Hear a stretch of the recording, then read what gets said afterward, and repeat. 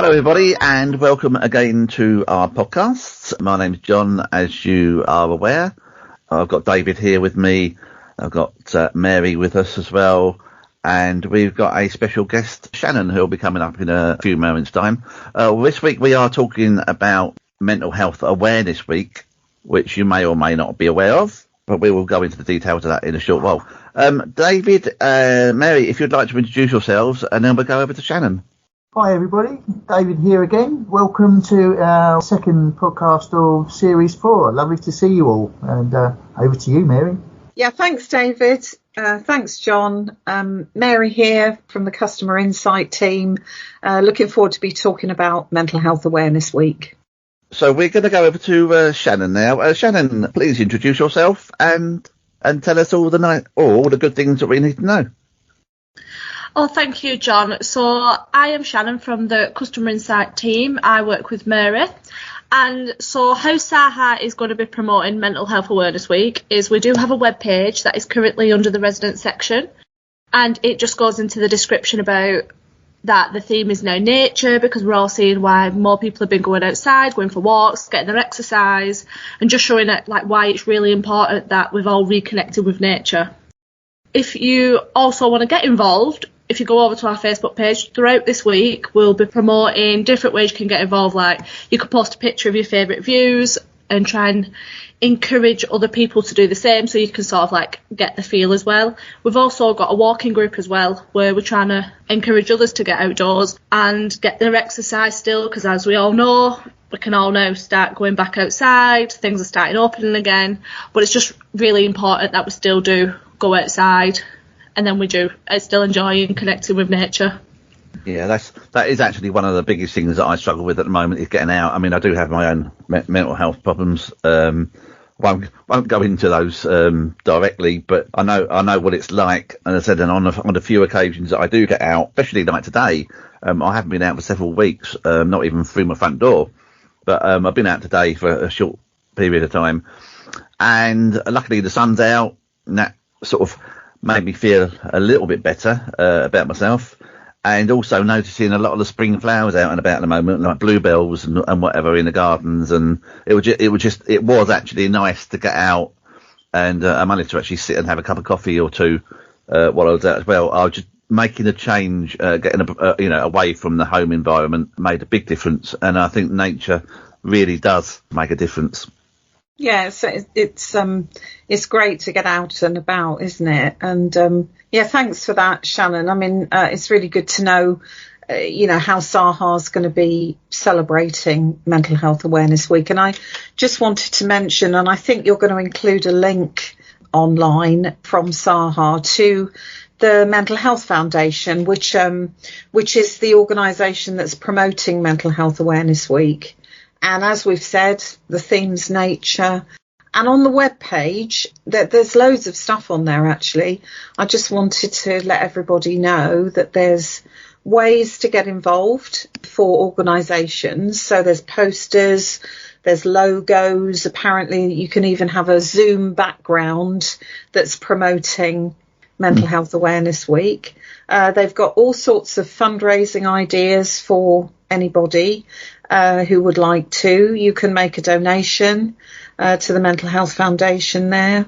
There's something called Open, which is our personal experience network, where people are putting social media posts, and you can do anything from post something on the Open network to joining in mental health research projects.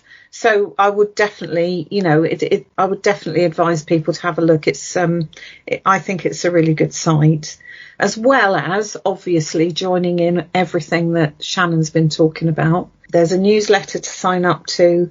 There's podcasts, videos and stories. So everything extra is on that Mental Health Foundation link. Yeah, but please take a look at I think, Shannon, the walking group sounds really good. Do you know how that's going to work? Yeah, we'll just be doing different activities throughout the whole month, because May is walking month, but it does tie in obviously with the Mental Health Awareness Week as well, because nature. we'll just be posting like little activities, you know, just to encourage you to get out more, just saying, well, what's been the best part of your walk today, or what have you noticed that's different about this walk? And it's just sort of to like help other people get out as well. But they'll be posted on Facebook with the other activities too. We've also got different campaigns in relation to Mental Health Awareness Week. So we've got something called Click, which is like sort of like a social media network where you can go and talk about mental health and get support off other people and read forums. But the information will be out there throughout this week. Oh, that's brilliant, because that actually is a bit like the Open network that they're talking about on the Mental Health Foundation. So that's great. So it's really good that Saha's doing something very similar. Yeah. Well, great. I hope people get involved, and I certainly am going to be looking out for the walking group. Yeah. I mean, obviously going out for walks and nature, it goes hand in hand really, because if you're out, you're gonna see what's around you. Whether you're in a built-up area or not, you know, you can look at the flowers that are growing on the weeds down the curbside. If be, you know, there's stuff to see and stuff to take an interest in. But the nature side of it, this is a featured part of the Mental Health Awareness Week. Am I right in that? Yeah, the theme. Yeah. Can I just come in, John, here for a second? I've been listening to what Brittany was saying. With obviously the lockdown imposing sort of restrictions on people, mental health is top priority, hence what's coming up. In my experience over the years, I find sometimes that people who don't have direct contact with people who have mental illness or are mentally ill through a member of the family or etc., something like that, really don't know how to react to dealing with people. So in your experience, John, what's the sort of things that you could suggest that would help you, for instance? What, for other people speaking to me or? Yeah, other people, because imagine, I don't know, I met you for the first time, Well, you've got to understand that obviously mental health, and people use the term mental health for people that have bad mental health, but that's not actually quite true, because everybody has mental health. Whether it's good or bad, that's another matter. But for people who are struggling with their mental health, it's an invisible issue. But most people don't actually know that you're actually suffering from mental health problems. It's only unless you decide to tell your friends or people how you feel, but that's the part where you have the problem of how another person would react, or other people will do react. And quite often you do get people who will suddenly, they'll say, "Oh, how are you today?" And you say, "Well, actually, I'm feeling really quite low."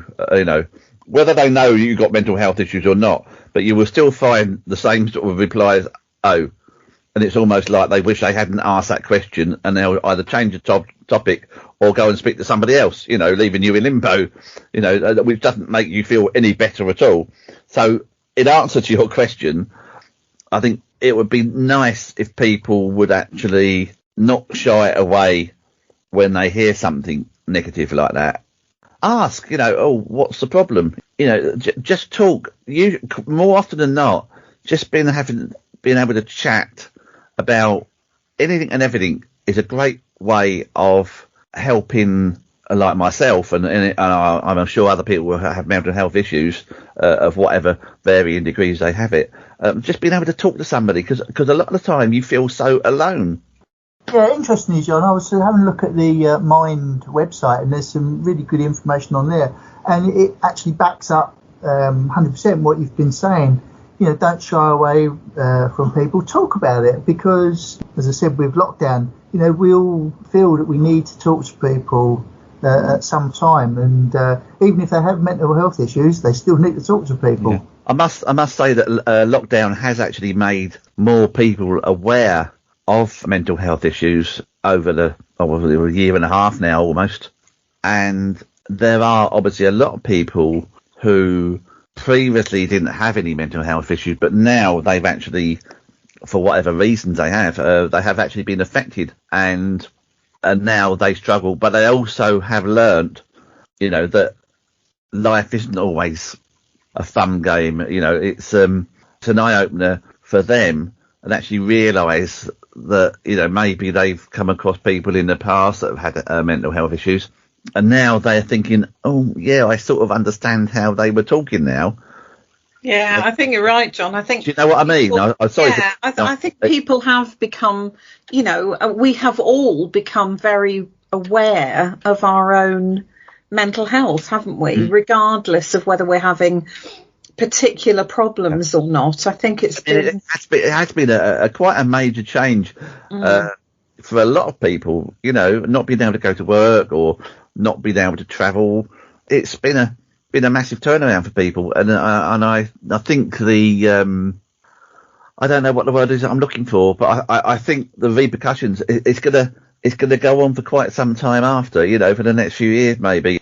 Bearing in mind the changes that have been made or we've had to make because of COVID, it's quite a traumatic experience. Yeah, I think just actually getting back to the theme and the whole nature thing. Actually, I think people have never appreciated quite so much being able to be outdoors and in fact being able to be outdoors and say hello to people, because I guess never before have we had to be inside for so long and not not taken away from you. Yeah, and it's an opportunity not only to get out and be in nature and breathing fresh air, but it's also an opportunity to just say hello and hello to people in the street. I've observed people being much more willing to speak and give eye contact than they have been before. I've always been a nature lover, right through from my childhood. I mean, I've always been interested in things that creepy crawlies to things that fly, and feather variety, bugs, newts, frogs, anything, I've had my nose in everything, in books and on, a lot on videos, etc. If it's something that moves, I study it. Always have done. And I do tend, although I don't go out myself or get out myself much now, even probably before COVID was happening, but I do first thing in the morning listen, and I can actually hear the bird song, and that actually lightens my mood. I really do like listening to. I think it's either at the moment there's a robin comes round of a morning, and I hear it singing away. It gives me an opportunity to mention somebody who has been out and about and doing some work down at one of our projects in Exmouth. His name's Richard Spencer, and he's just written a little article for britishdragonflies.org.uk, because down there at our project they have refurbished, if that's what you call it, I don't know, a pond. So they had a pond there, and they've completely refurbished it, put new liner in and so on and so forth. But it's all to encourage other wildlife. They've already, at the beginning of last year, they started this and very early on observed a mature dragonfly hovering over the pond. So they've done a lot of work. Richard particularly has put a lot of work in. Our project is specifically a project for people who have mental health issues. And I think it's been amazing for him and everyone helping work on it. They're hoping to include, I'm just reading from his article here, and it's include birds' nests hanging from the overhanging trees and a toad hall built from layers of flat stones over the wetlands. So he said most of it's complete, and we're really looking forward to the pond area giving enjoyment to residents, visitors and staff for years to come. And I think it also, that snippet from Exmouth also brings to mind the fact that people have been out and about in their own gardens, not just walking, but there's been an awful lot of people doing lots of things in their own gardens, hasn't there? Yeah, I mean, basically, you can't go out the front door, so you might as well go out the back door and tidy the lawn. And if you've got a lawn, and snip the hedgerows and just, keep things tidy. And while you're out there, you're going to see a lot of stuff, again, nature-wise. And when you were talking about this project of the wetland garden, that might be new, and at the moment, probably a little going on. But you imagine in a year's time, that's going to be attracting all sorts of wildlife. Yeah. John, thanks for the advice. Very interesting. I've been working on an allotment with a couple of other people. We sort of take it in turns to do things. So I'm all in favour of getting out and about, especially now the weather's improving. However, a question for you. Suppose you know of perhaps a neighbour of yours, maybe a friend, something like that, who appears to be struggling with their mental health. They may not come to you directly, but you notice it. What could you do to help them? Good question. Myself, if I knew somebody that if I recognised the fact that somebody needed the help, I would probably talk to them first. Maybe not ask directly what the problem is, but just like talk with them and see how they react. And if I actually think that they are a little bit worse and under the weather, if you know what I mean, and then I would probably have a word to somebody within Saha and just say, look, I think this neighbour, and I have actually done this before. We've got a neighbour seems to be having a few problems.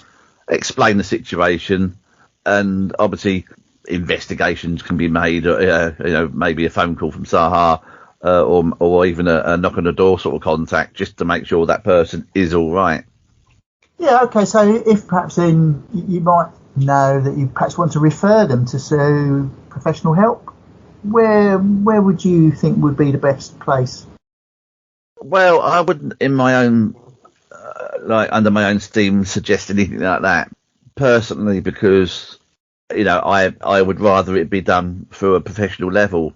I would say to them, if they've, or I may even ask them if they've had help before, which may or may not be the case. Obviously, if they have, then I would suggest that they go back to whoever they've spoken to before. It may mean a self-referral, but also, especially if they are really not feeling great, go to their doctor. That would be the first port of call for anybody, for anything. They're the ones to assess the situation. Yeah, sure. That's good advice, obviously.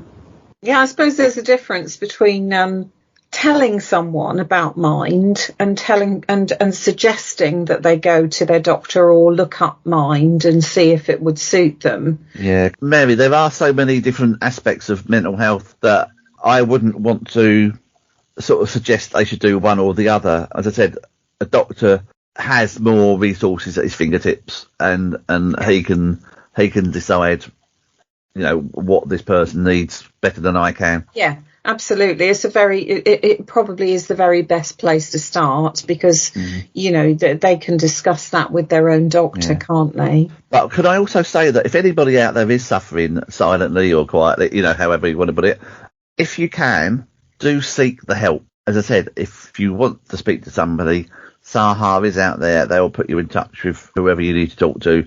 I would always mention the Samaritans, because they are always there to talk to anybody for whatever reason, all the time.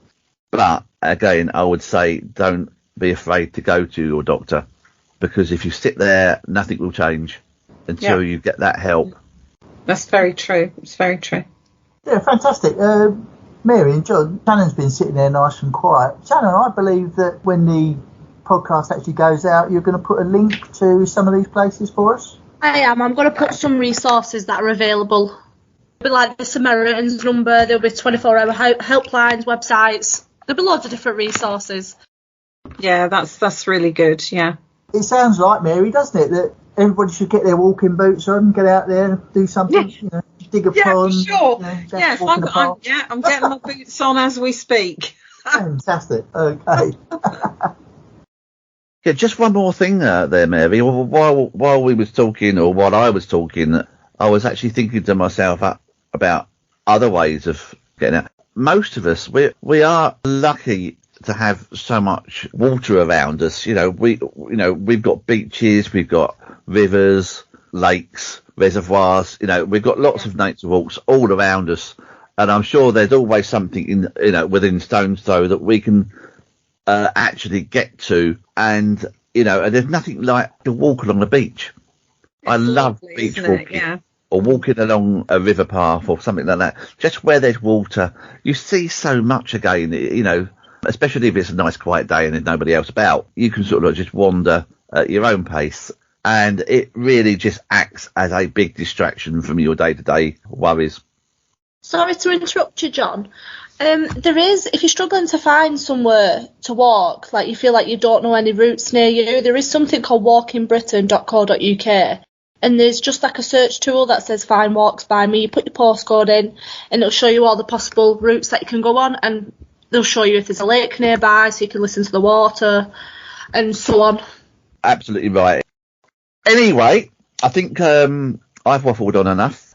I've probably spoken more than I usually do, so I do apologise to everybody else.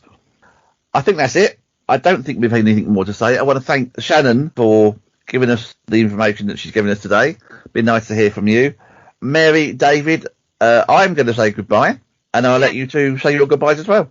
Thanks, John. Yes, goodbye from me. I'm just getting on that walking website, and when I've finished walking, I'll come back and we'll perhaps see you next week. Yeah, well, maybe we'll discuss it. Yeah. And it's goodbye from me, everybody, and get your boots on and get out there, obviously. Anything lastly from you, Shannon? No, that's fine with me. Thank you for having me on. Goodbye, everybody. Goodbye.